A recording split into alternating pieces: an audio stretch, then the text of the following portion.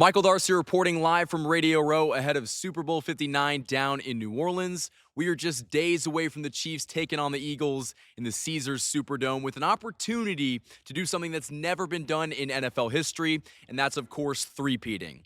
Winning back-to-back-to-back championships is what is on the line for this Chiefs team, and they're going up against a very good Eagles team that arguably is the best in the NFL. They've got a fantastic roster.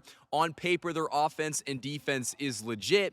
They're not an easy opponent by any means. And so the Chiefs are going to have to play their best football in order to accomplish history.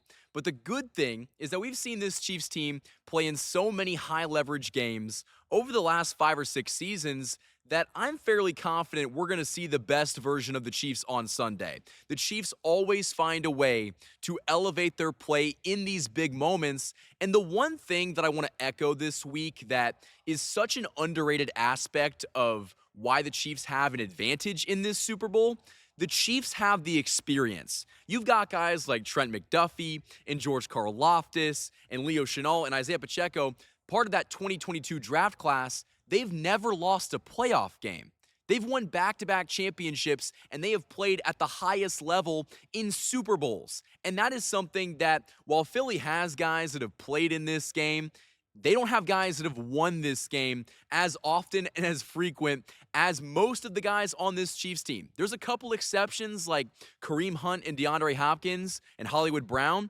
Those guys are really the only pieces of this team that haven't been here, done that before. And I think that while we get close to this game and we hear all the analysts picking the Eagles to win, I think it is worth noting the Chiefs have the experience. The Chiefs have been in these moments and not only excel, but they've shown that they are battle-tested, and they're going to make those 4 or 5 necessary plays in order to win. So if we just look at this game on paper, if we're just looking at, who's got the better offense, who's got the better defense, if you go by the numbers, if you look at the 2024 regular season stats, there is a good argument to be made. The Eagles have the better offense and defense on paper. If you want to look at, points per game, yards per game, or defensively points allowed, and I believe their turnover percentage is also higher.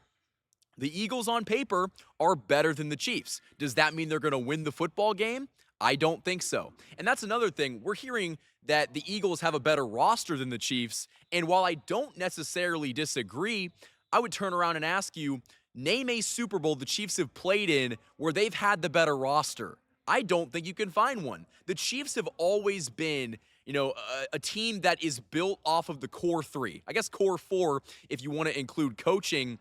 But they've got Patrick Mahomes, the best player on the planet. They've got Travis Kelce and Chris Jones, who arguably are, they're Hall of Famers. Like, that is how good they are, and they're the best players at their position in the sport. And so when you have the best players in the game at key positions, you can kind of mask some of those deficiencies. But the Chiefs also have really good players and young players that have stepped up and proved they are good enough to play in this spot. And I think that while the Eagles have some flashy names, and listen, they've got a very good team, but is their best good enough to beat the Chiefs when they play their best? And to answer that question, I don't think they are. I think the Chiefs are, by far and away the best team in the NFL. They only lost 1 game during the regular season. And while the regular season doesn't mean anything, you kind of saw the Eagles as they went through the postseason. You don't get to pick who you play, but I thought that they really just kind of rode the wave of Saquon Barkley, who got them to this point.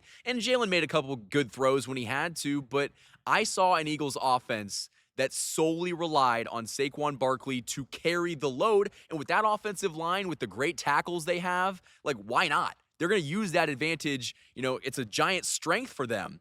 But the Chiefs have something with their, pressure up front with Chris Jones. And, you got guys like, George Karlaftis and Charles Omenihu on the outside. But I think the Chiefs' defensive line, whether it's Chris Jones or it's Mike Pennel, I think they're going to actually be able to force pressure on Philly's interior offensive line. I don't think the tackles are going to necessarily fold in this game, but the one thing that I think is worth noting, Jalen Hurts is not great against pressure. We looked at his stats against the blitz. This is historically where he has struggled. And guess what Steve Spagnuolo loves to do? He loves to blitz. He's going to blitz the ever-living hell out of Jalen Hurts and put the ball in his hands and say, hey, Jalen, go beat us. And I think that's a result the Chiefs can live with. You just can't let Saquon Barkley go for $150 and 3 or 4 touchdowns. If he goes for like 200 yards on the ground, the Chiefs might be in some trouble.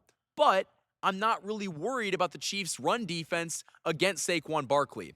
I've mentioned this in videos earlier this week.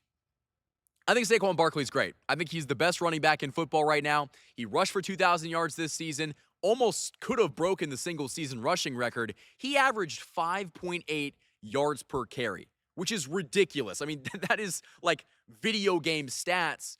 But if you look at what the Chiefs' run defense has done against opposing teams' running backs in the playoffs, they have an 18-game streak in the postseason of holding running backs to under 100 yards rushing.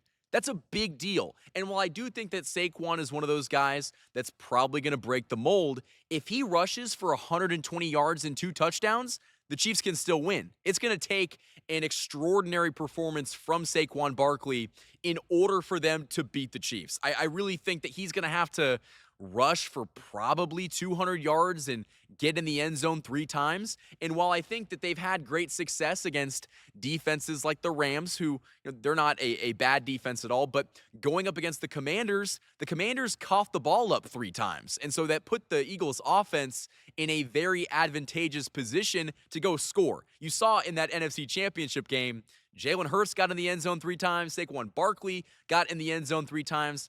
They scored 50-plus points on the Commanders, and they advanced to the Super Bowl, but I don't think this game is going to go like that.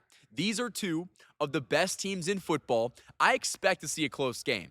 But again, we heard all season long that the Chiefs winning close games was a bad thing. And guess what? Once you get into the playoffs, every single game is close. And that's why when the Chiefs were playing Buffalo or the game got kind of close against Houston, I wasn't worried. The Chiefs have shown for 15, 16 games, they thrive in this moment. They know how to win close games. They're the best closing team in the NFL. And so if, let's say, this is a 27-24 game where the Eagles are, marching down the field, they score to go up 27-24, and the ball is put in Patrick Mahomes' hands with 1:30 to go in the 4th quarter in Super Bowl 59, there is not a single person watching this game that knows what they're talking about that would bet against Patrick Mahomes in that moment. Now, he might not convert. It's very unlikely, but you're going to think, oh my gosh, he's going to do it again.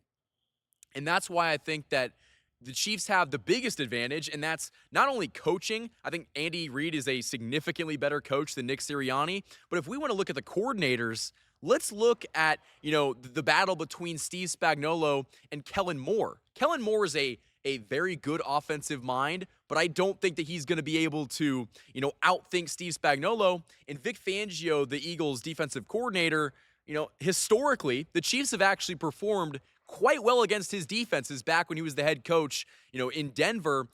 Vic Fangio's defense doesn't scare me. You also saw it. He was a consultant. No, he was a defensive coordinator for the Dolphins last year. When they came into Arrowhead, they lost that game. The Chiefs offense didn't have any issues scoring on that Dolphins defense. So I feel like we're getting a lot of overreactions to how good this Eagles staff is. I don't think they're a bad staff. But when you have Andy Reid and Steve Spagnuolo on the other side coaching, you've automatically lost. You're not going to get the advantage because those guys have been there, done that at the highest level in these pressure moments where Nick Sirianni and Kellen Moore and Vic Fangio, they just haven't. And that's a big deal. Coaching matters in this game. And that's why all week we've been hearing that the Chiefs are, extremely confident in their preparation because they've got one of the best head coaches in NFL history preparing them for this game, keeping them focused, keeping them locked in at the task at hand. And that's an advantage that no one else is really going to talk about, but that's what wins or loses this football game. And so that's why I feel really confident going into it that you have the necessary pieces on offense and defense to gel with the coaching staff of what the Chiefs currently have. And I just trust them so much. I think they're going to find a way to rally and win this football game. It's going to be close. I don't think this is going to be a runaway game for either team. But if we just look at it, I think you have to think to yourself, okay, this Chiefs team has been there in this moment. They're scary. I don't want to see any part of them if I'm an Eagles fan. And I think on Sunday, we're going to see this Chiefs team prevail. So Chiefs Kingdom, that is all I have for this video. Hit that like button on this video and subscribe to this channel for more daily Chiefs coverage. Until next time, guys, Michael Darcy reporting live from New Orleans ahead of Super Bowl 59 down in New Orleans.